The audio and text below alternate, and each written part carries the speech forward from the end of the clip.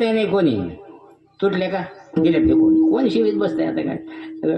पण त्याला माणसं मग ते जायचे त्यांच्याकडे. तसं त्यांच्या दारात एक कुंड होतं आणि रोहिदास महाराज आले आणि त्या कुंडाची प्रार्थना केली. सांगितलं माझी तूच गंगा माय आहे, मी काही जात नाही म्हणे काशीला.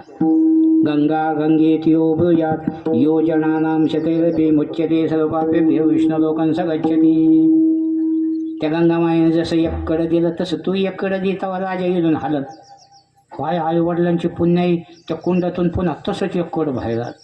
सांगितलं धरा द्या राजेसाहेबा, दिलं धरा धरा हातात राणीचं, निघा नाही का कटावे हा लोभ असावा लिहिलं जास्त, निघा इथून. म्हणून तेव्हापासून आपण आपली मन पडली, आपल्याला कुठं देवाला जाता आलं नाही ना, आपल्या घरातच गंगा आहे. मन चंगा कटवते विठाला विठा